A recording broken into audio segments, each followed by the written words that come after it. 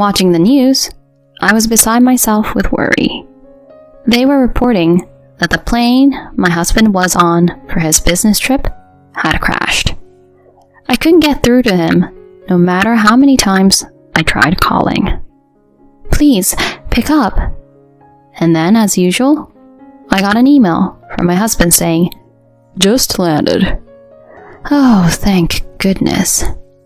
But my relief was short-lived when the news anchor stated, "There are no survivors." Huh? How can that be? Wasn't the plane safe after all?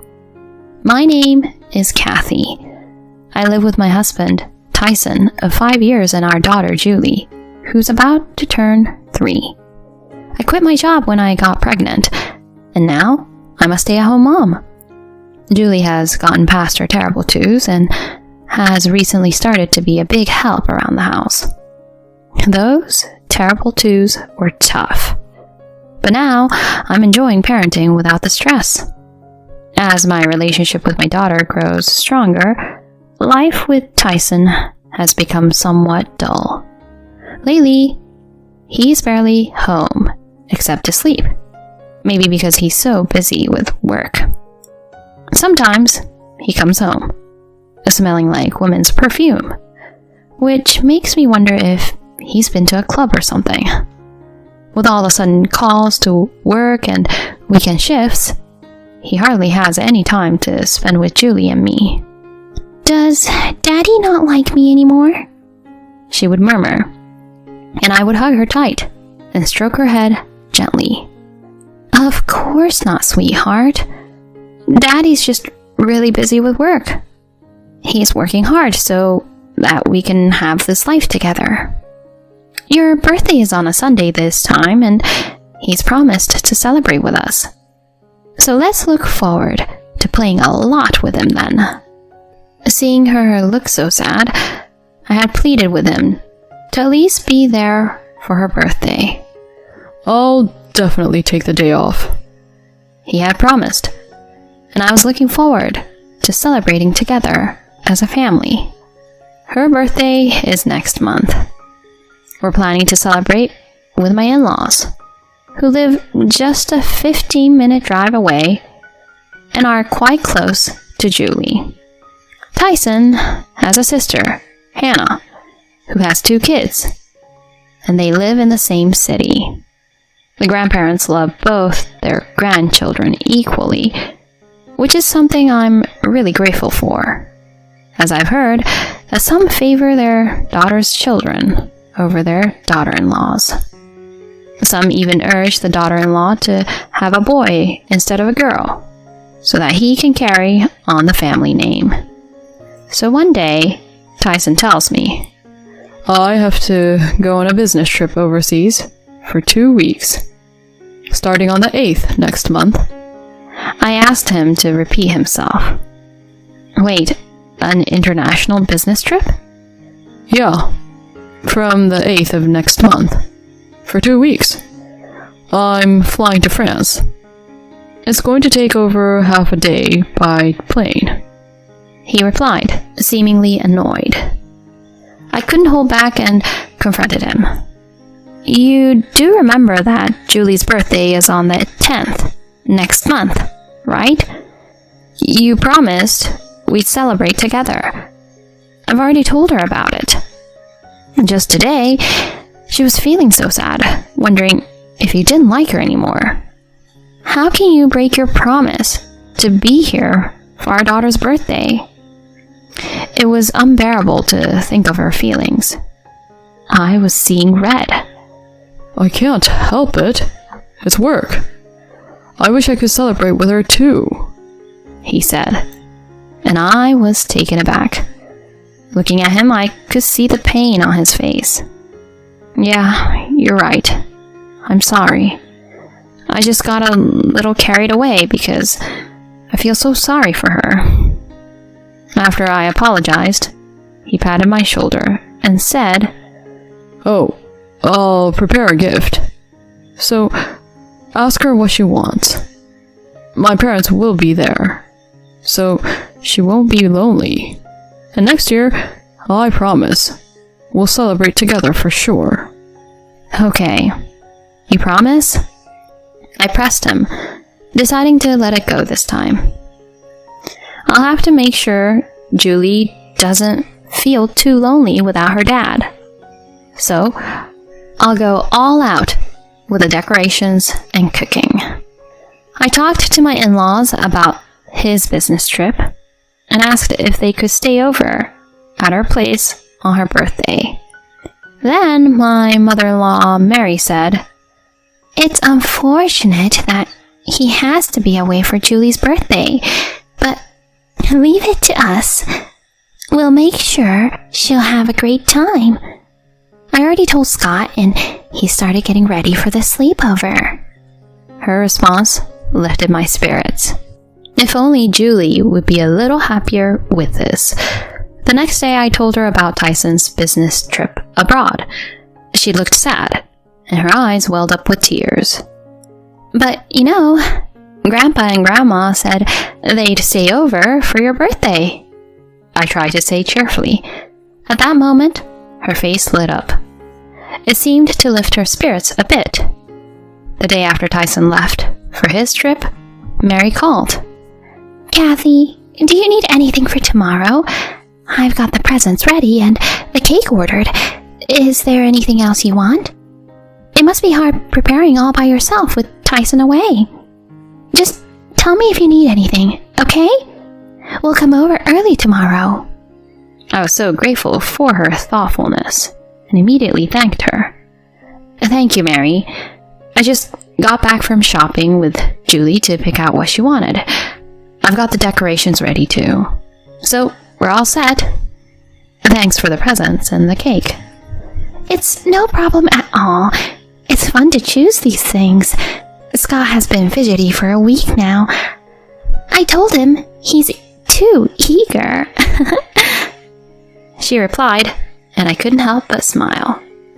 It's great to have such wonderful in-laws. Even without my husband, tomorrow is sure to be a fun day. After chatting for a while, Mary changed the subject. "By the way, has Tyson landed yet? Didn't he say he'd be moving to another location after he got there? He mentioned he had to take a connecting flight. He should have landed by now, but I haven't heard from him yet. So maybe his flight's delayed." I replied, thinking to check the flight number he'd left with me once we hung up. Just then, her voice trembling, she said, "Kathy, was he flying to France?" I sensed something was wrong. "Yes, but why?" "Turn on the TV right now. They're saying a plane crashed in France on the news." "What?" I turned on the TV in a hurry and saw an emergency broadcast of the crash site. I was so shocked that I dropped my cell phone. I heard Mary's scream and quickly picked it back up. "Stay calm, Kathy. We still don't know it's his flight." "You're right," I replied, though I was overwhelmed with anxiety. What if something had happened to him? While I was worried, the news anchor delivered the unbearable truth. It was the same aircraft model that my husband was on. Mary, that's Tyson's flight." "What? What do we do? Tyson." I collapsed to my knees, feeling my mouth go dry as tears streamed down my face, unbidden. "Kathy," Mary's loud voice pulled me back to reality. "Stay strong, Kathy. We don't know what's happened to Tyson yet. Try to get in touch with him. I'm on my way over right now, so stay calm. Okay, honey?" Okay." After hanging up with her, I immediately called Tyson, but all I heard was the hollow sound of the ringing tone. "Please, no. This can't be happening. Why wouldn't he answer? Desperately, I typed a text to him, asking, "Are you okay?" Clutching my phone tightly, I stared at the screen until, to my relief, he texted back, "Just landed." Oh, thank goodness. Tears of relief overflowed as I started to reply to his message. It was then that I heard these words from the TV I had left on. "There are no survivors." Huh? No survivors? How can that be? That was supposed to be the same type of plane Tyson was on. I couldn't stand it anymore, so I stopped texting and made a phone call instead. But I couldn't get through at all. Why isn't he answering the phone? When I switched to text messages, I finally got a text back from him. "Oh, I just got to the airport, and there's a lot to do, like picking up luggage." Seriously? He's not even thinking about how worried I am. I was getting increasingly agitated, a mix of anxiety and anger building up. The news said your plane crashed. I was so worried. Just pick up the phone for a second. Let's do a video call so I can see your face. "I'm safe. The crash wasn't my flight. I'll call later. I have to get moving now." He sent such a carefree text. After that, no matter how many texts I sent, he didn't reply. Ugh. Can't he see how worried I am? Well, at least I was able to confirm he's safe. But my mood completely soured when Mary called. I just called Tyson's company before heading over. They said he's on extended leave. They were like, business trip abroad? It didn't seem like they knew what I was talking about. Her words made me realize everything. So, that's it. The long business trip to France was a lie from the start. Had I ever felt such hatred towards my husband since we got married? Mary. I decided to tell her about everything. About him hardly ever coming home, showing no interest in the family, returning with the smell of women's perfume on him. I had been reluctant to suspect infidelity, just because of the perfume scent, and tried not to think about it. But now that he's taken a long leave and lied about a business trip, infidelity was the only thing that made sense. Mary was openly furious with my conclusion. That idiot son of mine! It's us who were foolish to worry. Kathy, come over to our house. It must be tough to be there with just Julie. I decided to take her up on her offer. Once the move settled down, Mary and Scott apologized to me again. Even Hannah, my sister-in-law, came to cheer me up after hearing about it. I was touched all over again by the kindness of my husband's family. Despite them being such good people, I couldn't help but wonder why Tyson was such a jerk. I ended up hiring a detective agency to gather evidence of his infidelity. Then I got a photo of him at the airport with his mistress. Unforgivable. So he really was cheating. 2 weeks later, Tyson finally called. "Hello, Kathy? Where are you? I just got back from my trip, but my key won't work. Can you come and unlock the door?" He must think I'm oblivious.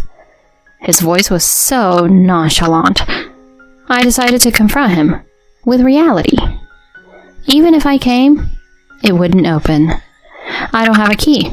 And even if I did, the old locks have probably been changed by now. "What? Changed? What are you talking about? You're Kathy, right?" I could tell he was flustered over the phone. We've moved out. I can't be a family with a cheating man who goes on an affair trip on our daughter's birthday. "What are you talking about?" My anger was rising as he played dumb. You think I don't know? I know everything. That you took a long leave from work, that you didn't go to France but the Maldives instead. "Calm down, Kathy. There's some mistake." "All right. There was a colleague who took a long leave. Maybe you're confusing me with him? Are you kidding me? You think you can fool me with that? I'm underestimated, that's for sure. Well, yeah, of course. You've been claiming overtime, working on weekends, all while cheating. I couldn't contain my anger and raised my voice. Deep down, I wanted to lash out and hurl insults. But I was so overwhelmed with emotion, simply stating the facts was all I could manage. I'm divorcing you. You're definitely going to pay alimony and child support. Then I heard him shout. Wait. What now? I snapped back and he stammered in response. I'm sorry. I did have an affair, sure. But it was just for fun. The truth is, Kathy, you're the only one I love. That makes me sick. I retorted, hearing his voice fade, as if vanishing. My words seemed to have an effect. But I had more to say. Nice acting job. But how can I take seriously the words of a man who ditches his daughter's birthday for a cheating getaway? Did you think saying it was just for fun makes it excusable? Cut the crap. I'll never forgive you or your mistress. His tone shifted sharply to irritation as he retorted. Huh? I'm here apologizing and you're giving me attitude. Who do you think provides the lifestyle you're living? If we divorce, you're the one who's going to suffer. Stop making a fuss about an affair. And enough with the birthday nagging. Is it really that important? Then my sister-in-law Hannah snatched the phone from me. Who would want to stay with someone who can't even cherish his own daughter's birthday? Huh? Hannah? Why are you with Kathy? He seemed surprised by her sudden involvement. But that wasn't the end. There were more surprises to come. I'm here too. Mom? I'm here as well. Dad too? At this point, I revealed our ruse to Tyson. We figured you'd call once you realized you couldn't get in the house, so we were all waiting. Julie's with Hannah's husband. Then Scott shouted, You're no son of mine. Don't ever think of stepping foot in this house again. Mary and Hannah began their onslaught, one after the other. Your stuff is stored in the shed. Get it if you need to. If it's not gone by tomorrow, I'm throwing it all out. Tyson, how could you do this to Kathy? Disgusting. The worst. Don't ever come near us again. No, just wait. I'm sorry. I don't know what came over me. I apologize, so please, don't say such things. His family's words clearly wounded him. He sounded like he was about to cry, desperately pleading. But nobody was willing to forgive him. I yelled at him. Don't you understand how unforgivable it is to be cheated on just because you had a whim? You've been cheating for a long time. Don't you dare lie to me at this point. Enough with your cheating, jerk. If you don't agree to divorce, I'll take you to court. Then he panicked at the mention of court and quickly agreed to the divorce. The next day, Tyson showed up at his parents' doorstep to apologize, but all he got were cold stares. Unable to stand it, he took only the bare essentials packed in the shed and left. Afterward, I demanded a lump sum in damages from him and his mistress. Once the mistress realized she'd been caught and faced with a demand for damages, she dumped Tyson. I've left Tyson, so forgive me. But I had no intention of dropping the claim. She ended up taking a job in the night industry because of her debts. My husband, unable to bear the shame at work, chose to resign. However, he needed money for the alimony and child support. He's now working all day, with no time to play. Meanwhile, I'm still living with my in-laws. They continue to treat Julie and me with kindness, just as before. I hope to repay their goodness someday by doing everything I can to the best of my ability.